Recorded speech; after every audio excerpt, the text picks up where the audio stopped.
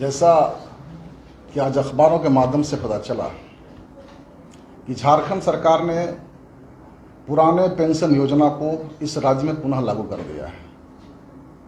वास्तविकता यह है कि पुरानी पेंशन योजना को तत्कालीन केंद्र सरकार, जिसके अभी ये एक पार्ट भी है कांग्रेस, मनमोहन सिंह की सरकार थी, उन्होंने ही हटाया था। बाद में यह आदेश हुआ कि पूरे देश स्तर पर पुनः पुराने पेंशन योजना को लागू किया जाएगा। अभी तक ये देश का पहला राज्य नहीं है, देश का ये चौथा राज्य है जिसने पुरानी पेंशन योजना लागू करने की घोषणा की है। तो इसलिए ये कोई नई बात नहीं है।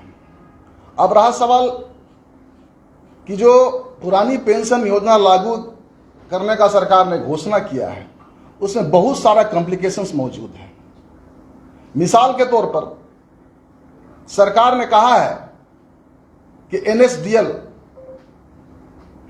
क्या है? नेशनल सिक्योरिटीज डिपॉजिटरी लिमिटेड, जिसके तहत सरकारी कर्मचारियों का मंथली सैलरी का पैसा प्रान के तहत, परमानेंट रिटायरमेंट अकाउंट नंबर के तहत उस अकाउंट में पैसा कटेगा, उसका अंशदान हर महीना डिडक्शन। अगर एनएसडीएल पैसा रिलीज नहीं करती है तो संबंधित कर्मचारी फिर किसी किस्म का दावा नहीं करेंगे। जो लायबिलिटीज किस पर थोप दिया? लायबिलिटीज वो सेवानिवृत्त कर्मचारी पर थोप दिया गया है।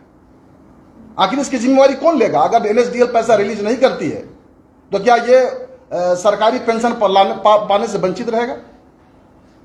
तो इस तरह की कई और विसंगतियां हैं।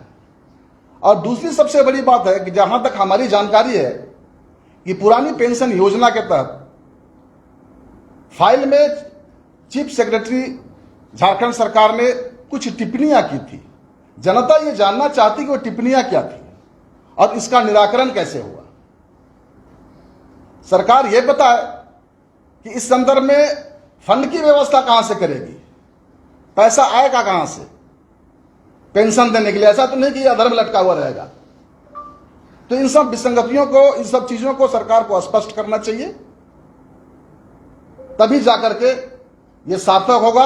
अन्यथा ये एक मात्र घोषणा पर रह जाएगा। और सरकार को हम कहना चाहेंगे कि इसी घोषणा के पत्र के तहत कि मैं पुरानी पेंशन योजना को लागू करूंगा, 2019 में सत्ता में आएगी। यहां के कर्मचारियों ने, उनके परिवार के लोगों ने झारखंड मुक्ति मोर्चा और कांग्रेस को प्रचंड बहुमत दिया। सरकार इस पुरानी पेंशन योजना को लागू करने में 2.5 वर्ष लगा दिए। और एक प्रश्न और है कि 2004 से सेवानिवृत्त कर्मचारियों को पेंशन नहीं दी जा रही है, तो क्या उनका समायोजन होगा?